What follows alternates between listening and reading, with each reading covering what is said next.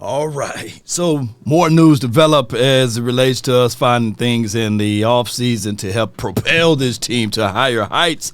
But we're going to get to this point in conversation that my guys from 105.3 The Fan brought out, as well as Andre, who reclipped this Everyone clip. says their goodbyes to Zach Martin, and then Jerry Jones flips another switch as Dak Prescott no longer has the highest salary cap figure in the National Football League for 2025. They restructured the deal, and they create $36.6 million in cap space. Signing bonuses, base salary, cap figure, all that nerdy stuff. The bottom line is that with CeeDee Lamb and Dak Prescott in the past 2 days, the Cowboys have created $56.6 million.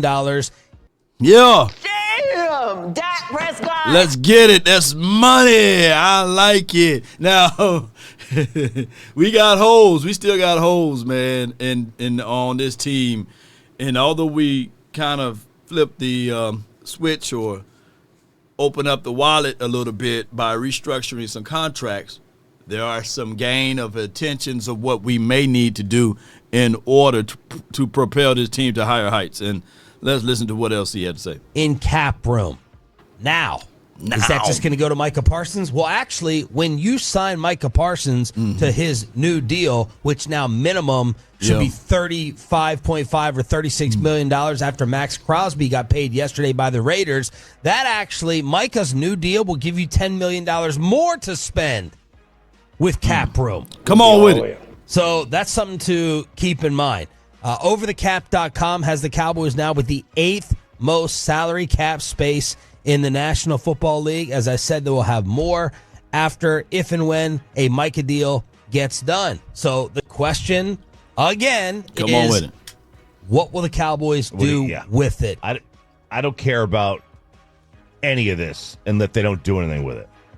That's the reality of it.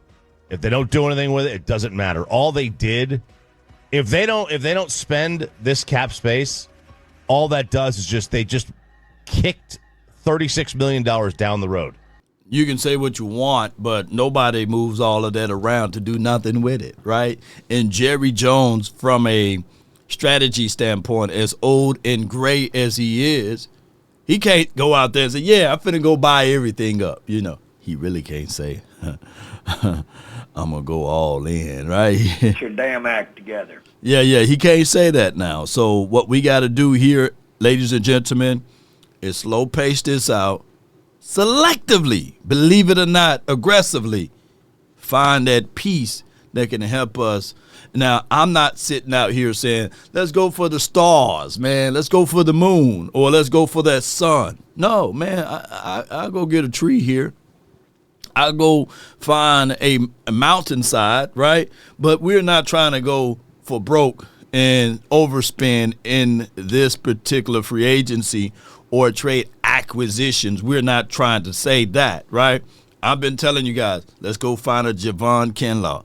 Hey, a Dre Greenlaw. Give me all of the laws. Re-sign Carl Lawson. Do those things, Or, ladies and gentlemen, we can wait just a little bit. We have enough purchasing power, which give us a great deed of, hey, if this comes available, we'll be first at play. Now, here's the other thing. There's the first wave of the free agency, that opening week. Then it's that second week. That's where I really want us to dance it. Not the first week, by the way. The first week, you just be going crazy with it. Like, I won't mind Nick Bolton over here, right? Or after the draft, there'll be some teams to release some guys that they no longer see value.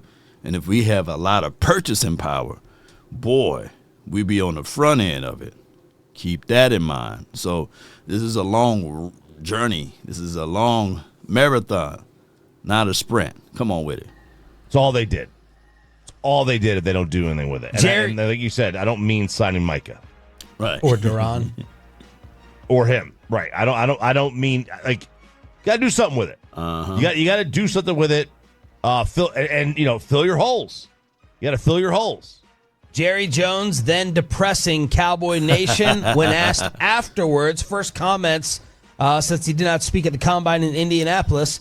You now going to use that money to attack free agency? It's a part of really last year's plan. Last year plan. And that is when we made the big commitment to Dak, then what we had to do was think ahead from within of how to build around the commitment. Again, to emphasize, this is not a year to rebuild at all. Last year wasn't a year to rebuild. But when we made our big commitment to Dak, in the areas that we're in, we had to depend on retaining our top homegrown guys. But bottom line is, this is a continuation of the plan. Now, as opportunity would come up from without that, not the draft, not from within, as opportunity comes up, we'll wait. And last year we would have waited, but we'll look and see the opportunity to improve on the plan that basically both defense and offense is to complement what we're wanting to do with a Dak-led team. And the sentence that is... Yeah. So, Jerry. What's your point? Okay, so what? Here's what I got. The Dallas Cowboys, Jerry Jones, he was still reading from last year's script, right? He didn't get the updated version. He didn't hit the update. So while they was reprogramming him and getting things going as far as the reptilian blood and all of this good stuff, the Bohemian Grove ritual, that's why he had to wear the all black. Y'all get with what I'm saying? Y'all like that, let me know. But I'm going to tell you, you don't move all of that money around without a plan, right? And like they lamented just a few seconds ago, when it's time to even extend and give Parsons a new contract, it add 10 milli to the pot, and that's going to increase it even more, right? So we will have the longitudes and latitudes. And most of these contracts, they mature in year 3, year 4. That's when you have to pay the bulk of the cap hits or what have you. But by that time, shoot, NFL will be at its all-time height, as it relates to remunerations, because we know about the Amazon deal, $111 billion. That's just that deal. And Netflix and Prime and Amazon Prime, they are fighting. They are battling for TV rights.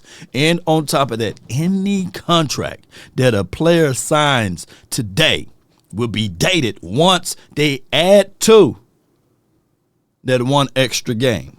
So anybody who signed right now, I behoove you to sign that player now, because when you add that extra game into it, it's going to bump up the salary cap, right? And the players are going to fight to get up to that highest number. So, yeah, it is wisely of the Joneses to go ahead and sign Parsons before they ink that deal of 18 games, by the way. That's just financial talk to you. But to make everything concise and clear, let's listen to the rest of these boys. Is making all the headlines from Jerry. I don't think aggressive is the right word. I'm not looking at free agency as a place to fill voids. So many Cowboy fans went and said, wah, wah. We got excited after they had a big day with CeeDee Lamb with the restructure. And then Jerry comes out and says, I wouldn't necessarily say aggressive is the right word. And then they free up even more money with the Dak redo. It doesn't make any sense. Like, what are you doing? What are you going to use this money for? Are you just going to, roll it? Maybe he's just playing coy right now. Yeah, he playing coy right now. Read the leaves, the tea leaves.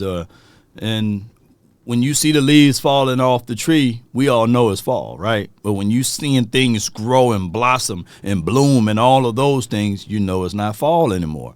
And you just have to go with that particular mindset, especially when you got Jerry Wayne Jones speaking. Everything is for a twist or a narrative or for a sale, by the way. And this is a ploy so that we can get people in these type of great divides, like the ice cream, which is good, by the way. Need to check out that Great Divide ice cream. Maybe not announcing we're going to go out there and be buyers. Maybe, but maybe they're using this to roll over to the following year to play pay who? For what they just Tyler kicked Smith? down the road. Yeah, most teams, Dane Brugler talked about this with us. Most teams fill their needs in free agency and then just Yeah. Most teams do apply that need or that want there. But I just want to say this, though. I think that the Seattle Seahawks, they might outprice the Cowboys with the first and the third pick for DK Metcalf. I would love to have a DK Metcalf, especially at the young age of 27 and already having those experiences in the bag, right? And we know what he can bring to the table as far as his route running, his blocking ability, short area quickness, height, size, and all of those red zone targets that he will bring, and physicality. Oh, my goodness, he'll bring a lot to the table. And we got enough money. But the resources of burning a first round and the third, no, there have to be some concessions.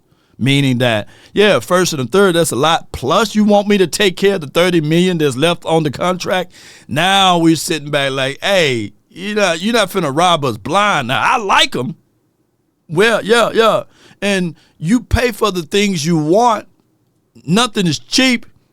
But I have to look at this and tell you guys, even with DK Metcalf, a first and a third, may be warranted, right? You know, what, that's Tyler Guyton and maybe Mears Learfowl, right? Or that's Mozzie and whoever else we drafted in the third round that year, you know. But what I'm getting at is there's the known and the known unknowns. But the longer DK is on the market, that asking price for him is going to go down, right? But that's their first offer. Now it's time to counter. We don't give you a first and a third plus take on a $30 million APY. No. Either you're going to take care of some of this contract and we will give you maybe a third in the conditions, you know what I'm saying, a second or some conditions with if he do certain things, right? But there's a way you can work that out. But in the meantime, what I would say is with DK Metcalf, teams are going to wait those 49 to maybe about 40 days from here, depending on when y'all watch this video, to after the draft or draft day, because those particular parameters, I would rather see what I can get first before I go blindly and getting DK Metcalf. That's all I'm saying. So He would be an option after the trade, after the draft, I meant to say. Because I would not go in first and third way this early before the draft. Nah, we ain't finna make the Seattle Seahawks rich over here. And somebody, there's a fool every minute, but we ain't finna be part of that particular program. And speaking of that, shout out to my guy John Machota and Dove over here also reposting this. The Cowboys genuinely are showing some interest in Rico Dido. Let me know how you guys feel. He's a 6.2 or 6.7, close to $7 million contract worthy guy according to his market value. He's the equivalency of what we couldn't afford last season on Derrick Henry. Would you give Rico, in so many words, Derrick Henry money? Or will you allow the market to subside a little bit, right, and see whether or not there will be other teams that will be willing to take a shot at him, right, and play that out and just wait. And if he don't get the type of attractions that's rendering on the open market, maybe you can shoot below that 6 point whatever or $7 million, right? And he come back with his hat in hand, Mississippi, hat in hand, and say, all right, Cowboys, I come back for dog water or $2-3 million. I don't know. But if this draft class is as deep as most people are lamenting, then let him continue to walk and see if he can find a deal elsewhere.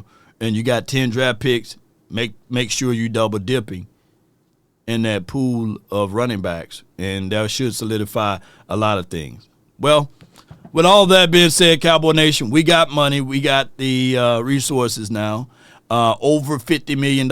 Let's see what we can do and shake with it, and let's go. Post me your thoughts. Post me your concerns down below. Should we go ahead and pull that trigger on Michael Parsons and get that out the way before that extra game of the years come around.